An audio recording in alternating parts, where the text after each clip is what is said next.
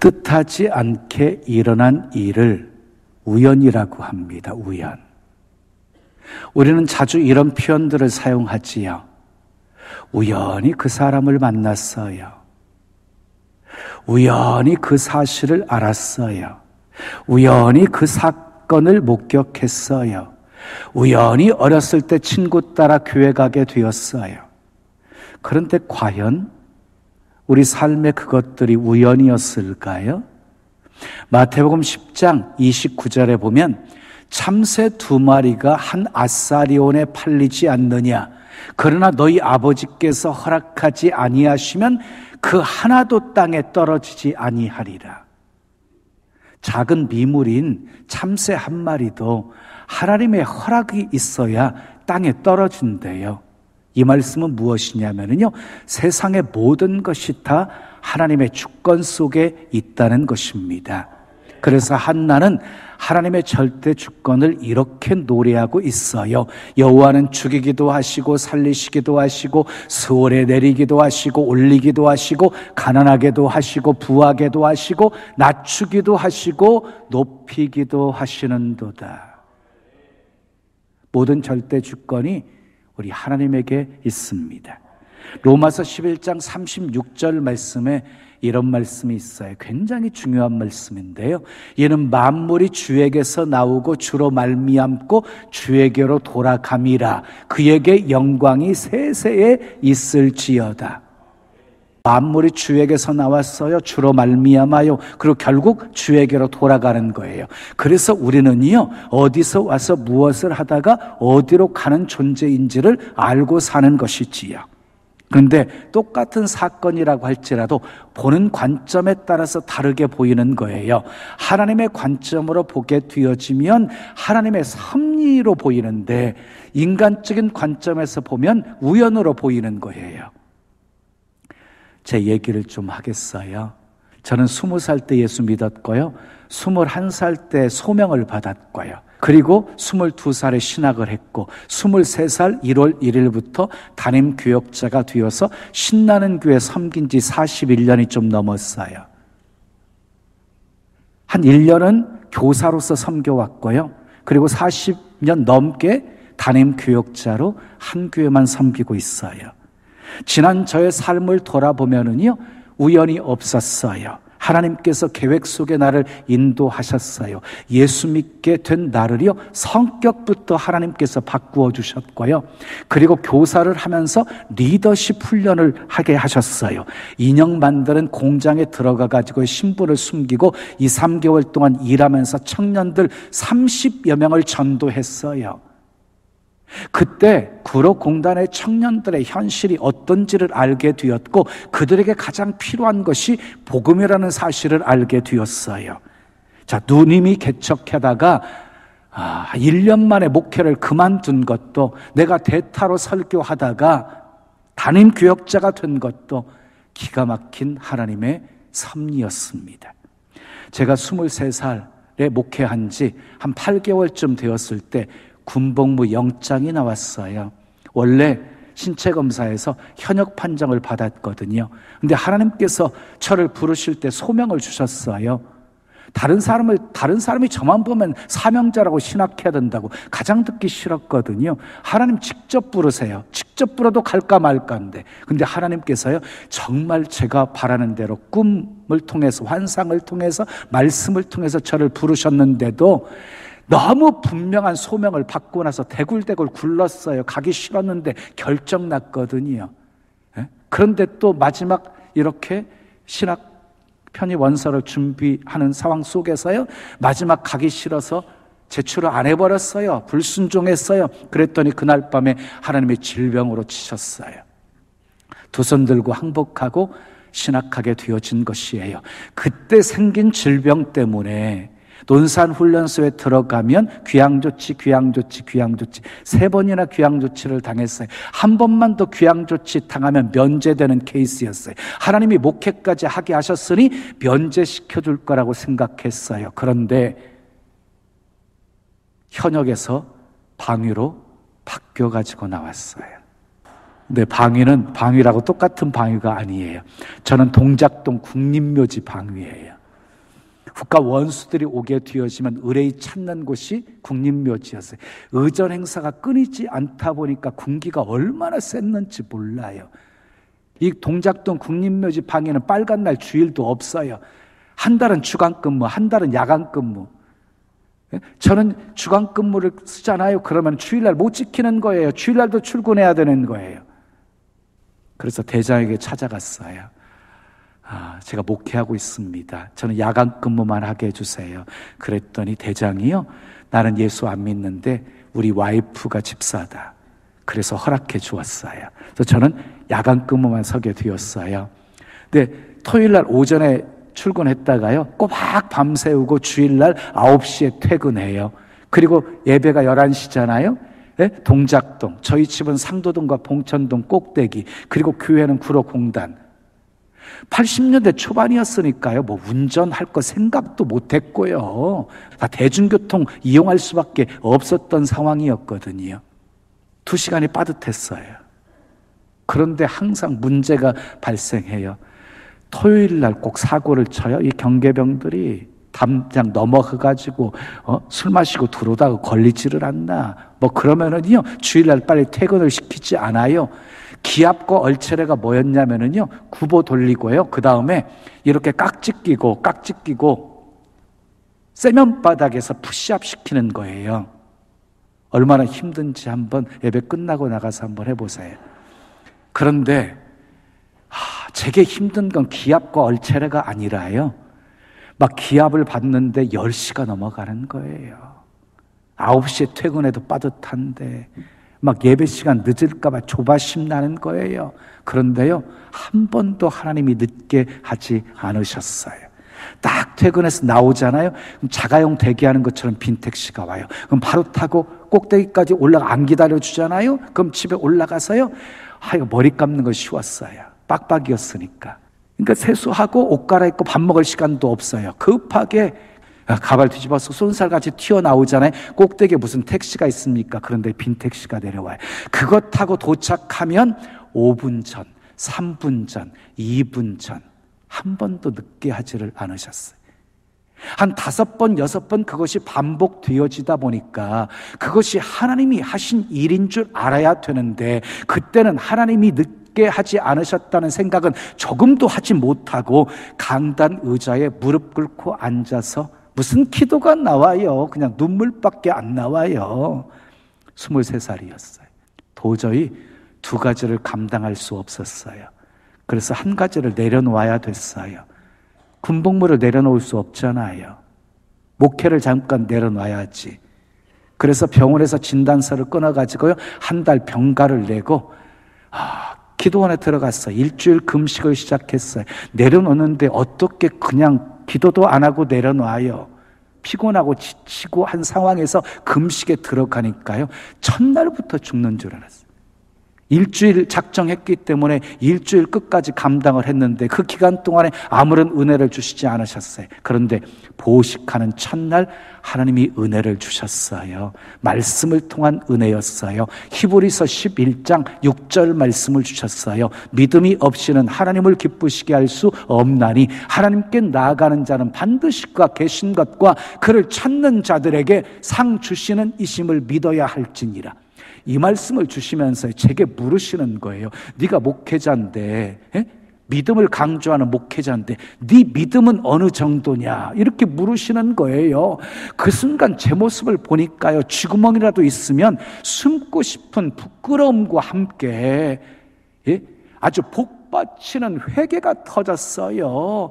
이 믿음도 작은 것이 목회한다고 까불고 있었던 거예요. 얼마나 창피하고 부끄럽던지 통곡하면서 3시간 넘게 기도를 했어요. 그때 하나님께서 제게요, 믿음을 선물로 주셨어요. 나중에 보니까 고린도전서 12장 9절에 믿음의 은사가 있더라고요. 믿음의 은사. 내가 받은 은사 중에서 가장 소중한 은사, 믿음의 은사를 그때 받은 거예요. 그래서 제가 믿음이 좋아요. 그래서 감동 주시면 막 선포해버리잖아요. 내는 이맘때 아들 안을 거라고 그랬더니 아들 안잖아요. 심지어 무정자증인 가정에도 이 가정도 아들 주시겠네요. 선포했더니 감동이 있어서 선포한 거거든요. 그대로 잉태하고 아들 낳았어요. 제가 누구 머리에 안수만 할 때마다 그 감동이 오면 얼마나 좋겠어요. 그걸로 제가 소문이 나 있을 거예요, 지금. 그러면 아마 사역하기도 힘들 거예요. 저한테 기도받겠다고 오는 사람들이 많을 테니까. 감사하지요. 가끔 주신다는 게.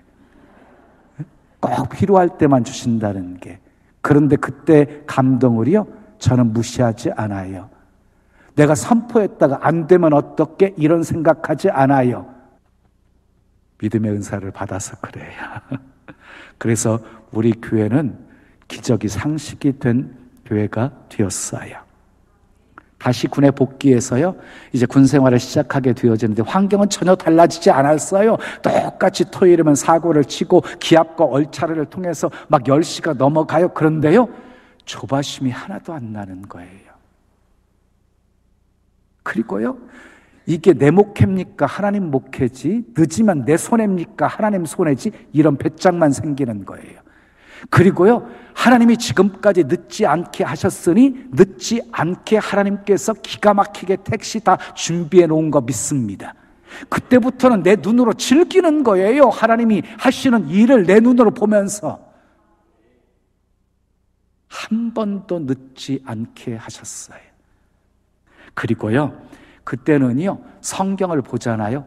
다 깨달아졌어요. 그리고 말씀을 본문을 묵상하잖아요. 그럼 영감이 다 떠오르게 하셨어요. 그래서 설교를 준비하는데요, 어렵지 않게끔 역사하셨어요. 군복무 마칠 때까지 그 영감 속에 살았어요. 나중에 보니까요, 그것이 말씀의 지혜의 은사, 지식의 은사였던 거예요.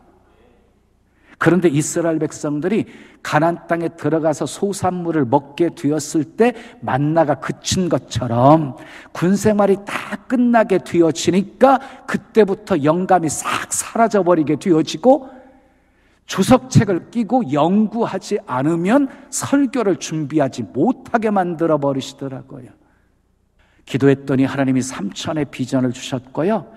그리고 13년 동안 성전 부지와 성전 건축을 위해서 기도하게 하시다가 하나님께서 화성 병점 동탄 경계 지점에 1,400평의 땅을 주셨고요. 그곳에 아름다운 성전을 건축하게 하셨고요.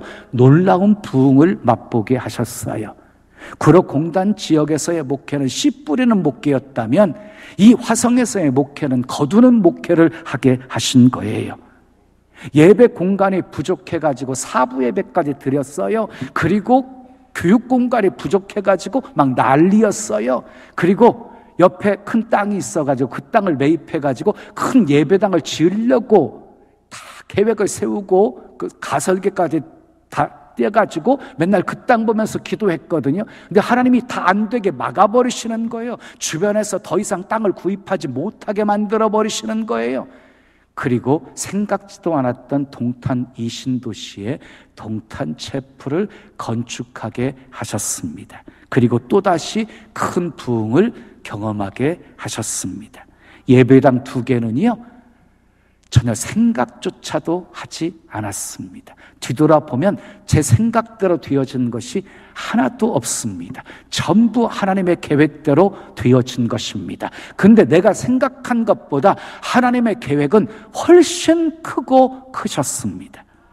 사람의 관점에서 보면 다 우연이라고 말할 것입니다. 그러나 하나님의 관점에서 보면은요, 하나님의 주권적인 섭리 속에 이루어진 일들입니다. 아브라함의 종이 리브가를 만나게 되어진 것도 사람의 관점에서 보면 우연이지만 하나님의 관점에서 보면 하나님의 섭리였습니다. 예수님의 베들레헴에서의 탄생도, 애굽으로 피난하신 것도, 고난받으시고 죽으시고 부활하시고 승천하신 것도 전부 약속의 성취였습니다. 성령 강림의 사건도 우연이 아니라 약속의 성취였습니다. 에스더서를 보면 하만이 모르드게를 자기 집에 세운 장대 위에 목을 달려고 했어요. 바로 그 전날 밤에 하나님의 역사가 시작이 되어지지요. 아하수에로 왕이 잠을 못 이루어요. 그리고 역대 일기를 가져다 읽게 해요. 근데 마침 그때 역대 일기 어떤 내용을 읽게 되어졌냐면 모르드게가 왕을 암살하려고 하는 자의 손에서 왕을 구원한 그 사건을 읽게 되어진 거예요. 그 당시 모르드게에게 큰 보상을 해줘야 되는데 새카맣게 잊어버리고 있었던 것이에요. 하나님께서 이때를 위해서 아껴두셨던 것이에요. 이것을 어찌 우연이라고 말하겠습니까? 하만의 손에서 하나님께서 모르드게를 구원하시려는 하나님의 섭리였지. 아멘. 오늘 본문은요, 룻이 밭에서 이삭을 줍다가 보아스를 만난 이야기예요. 엘리멜렉 가정의 이야기거든요. 엘리멜렉 가정은 떡집이라고 하는 베들레헴에서 살고 있었어요. 그곳에 흉년이 들게 되어지자 먹고 살겠다고 하나님께 물어보지도 않고 기도하지도 않고 모압 땅으로 내려가게 되어진 거예요. 모압 땅은 훨씬 살기 좋은 땅이었거든요. 그곳에 행복이 있고 평안이 있을 거라고 생각을 했어요. 근데 엘리멜렉 가정이요, 모압으로 내려갔다가 빈털터리가 되어집니다. 엘리멜렉 죽고 두 아들 말론과 기론이 죽고 세 과부만 남게 되어지고 오르반은 울면서 떠나고 룻은 어머니가 섬기는 하나님 섬기겠다고 하면서 따라오게 되어진 거예요. 베들레헴으로. 자, 베들레헴 성읍이 나오미가 돌아오는 것을 보고 떠들썩했습니다. 이 사람은 나오미가 아니냐. 나오미의 모습을 보고 모두 놀랐습니다. 나오미가 나를 나오미라고 부르지 마라, 마라라고 부르라고 합니다. 나오미는 기쁨이라는 뜻이고 마라는 쓰다라고 하는 뜻입니다. 나를 나오미라고 부르지 말아라, 마라라고 불러라. 마침 그들이 돌아왔을 때는요, 보리 추수가 시작되는 때였어요. 그러니까 떨어지는 이삭을 주어서 생명을 유지할 수 있게 하신 거예요. 여러분 보세요. 돌아왔더니 하나님께서 살 길을 열어두시는 장면이 소개가 되어집니다. 근데 그것보다 더 큰 은혜는요, 룻이 보아스를 만나게 된 것이에요. 본문 1절 말씀 우리 함께 읽어요. 시작. 나오미의 남편 엘리멜렉의 친족으로 유력한 자가 있으니 그의 이름은 보아스더라. 보아스라고 하는 사람은 유력한 자였어요. 유력하다는 뜻은요, 능력이 있는 자, 돈이 있는 자, 영향력이 있는 자, 모든 사람에게 존경을 받는 자라는 그런 의미를 내포하고 있습니다. 자, 룻이 이런 보아스를 만나서 인생 역전이 일어나게 되어져요. 극적인 반전이 그 인생에 일어나요. 여러분, 극적인 반전을 이룬 몇 가지 요소가 있었습니다. 두 가지만 살펴보겠습니다. 첫째 따라하겠습니다. 섬김의 삶이 있었습니다. 자, 본문 2절 말씀 함께 읽어요. 시작. 모압 여인 룻이 나오미에게 이르되 원하건대 내가 밭으로 가서 내가 누구에게 은혜를 입으면 그를 따라서 이삭을 줍겠나이다 하니 나오미가 그에게 이르되 내 따라 갈지어다 하매. 그랬어요. 여러분, 당시 이삭을 줍는 일은요, 정말 부끄러운 일이었어요. 근데 왜 룻이 이삭을 주우러 나갔어요? 자기 어머니, 시어머니를 봉양하기 위해서 자존심 버리고 이삭을 주우러 나간 것이었어요. 당시 동네 사람들이 룻을 칭찬하는데 무엇을 칭찬했습니까? 어머니를 섬기는 그 섬김의 삶의 모습을 칭찬했습니다. 보아스의 눈에도 룻이 들었던 이유 중에 하나는요, 어머니를 섬기는 그 여인의 그 따뜻한 모습 때문이었습니다. 룻은 어머니를 섬기기 위해서 모압 땅에서부터 멀리까지 왔습니다. 어머니가 섬기는 하나님, 나도 섬기겠다고 따라온 것입니다. 사랑하는 여러분, 왜 우리가 성공해야 됩니까? 성공해서 많은 사람을 섬기기 위해서 성공해야 합니다. 아멘 하십시오. 많은 사람을 섬기기 위해서. 그러니까 우리의 삶의 목적은 섬김이 목적이 되어야 하는 거예요. 예수님이 말씀하셨어요. 인자가 온 것은 섬김을 받으려 함이 아니라 도리어 섬기러 왔노라. 섬기러 왔다고 말씀하셨습니다. 그러므로 교회를 다니시면서 그냥 다니지 마시고요, 내가 섬겨야 할 것이 무엇이 있나 찾아보셔야 합니다. 이 교회 왔더니 이것도 부족하고 저것도 부족하네, 이렇게 불평하지 마시고요, 내게 그 부족한 것이 보이게 하셨으면 이래서 나를 이곳에 보내셨나 보구나, 그래서 그 부족함을 내가 채우면 되잖아요. 그런 마음으로 신앙생활 하잖아요. 그러면 하나님께서요, 사역할 수 있게끔, 봉사할 수 있게끔, 섬길 수 있게끔 필요한 능력도 재물도 건강도 다 채워주시면서 일하게 하시는 것입니다.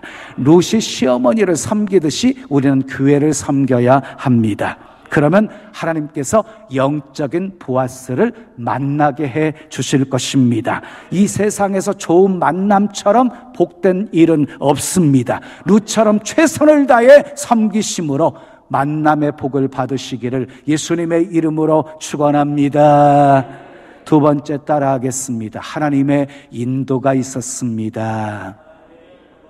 본문 3절 말씀 우리 함께 읽으시자. 룻이 가서 베는 자를 따라 밭에서 이삭을 줍는데 우연히 엘리멜렉의 친족 보아스에게 속한 밭에 이르렀더라.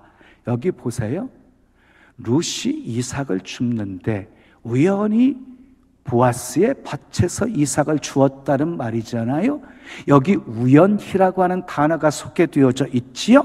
그런데 여러분, 우연이 아니에요. 하나님이 룻과 보아스를 만나게 하시려는 하나님의 섭리였어요. 이어지는 4절 말씀 보세요. 시작. 마침 보아스가 베들레헴에서부터 와서, 룻이 이삭을 줍고 있을 때요, 마침 그때 보아스가 베들레헴에서부터 왔어요. 그래서 이삭을 줍는 룻의 모습을 보게 하셨어요. 보아스는요, 나오미의 가문의 기업을 물을 자였어요. 기업을 물을 자라는 말은 무슨 말이냐면요, 유대 사회에서 자식이 없이 죽은 사람을 대신해서 그 가문의 아이를 낳아줌으로 대를 이어가게 만들어주는 사람이 기업 물을 자예요. 결국 룻은 보아스와 결혼하게 되어서 이 나오미의 가정, 엘리멜렉의 가문을 다시 일으키게 되어진 것입니다. 룻은 보아스를 통해서 오벳을 낳고 오벳은 이새를 낳고 이새는 다윗을 낳습니다. 룻은 예수님의 족보에 오르게 되어지는 복된 여인이 되었습니다. 여러분 기억하십시오.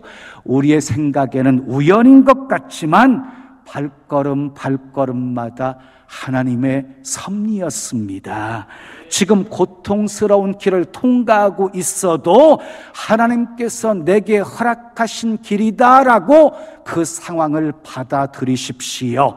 고난에 하나님의 뜻이 있습니다. 왜 나만 받는 고난이냐고 원망하지 마십시오. 고난 뒤편에 예비하신 그 복을 미리 바라보면서 감사하십시오.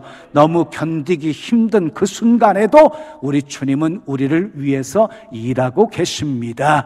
일을 행하시는 분도 하나님이시고, 아멘, 그 일을 지어 성취하시는 분도 하나님이시고, 우리가 부르짖어 기도하면 응답하시는 분도 하나님이시고, 내가 알지 못하는 크고 비밀한 일을 나타내 보여주시는 분도 하나님이십니다. 모든 것 합력하여 선을 이루어 주실 것입니다.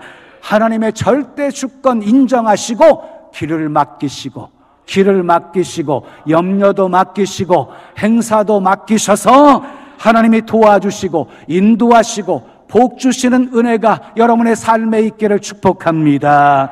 그리고 룻처럼 극적인 인생의 반전이 이루어지고, 아멘, 룻처럼 하나님의 뜻을 이루는 도구로 멋지게 쓰임 받으시기를 예수님의 이름으로 축원합니다.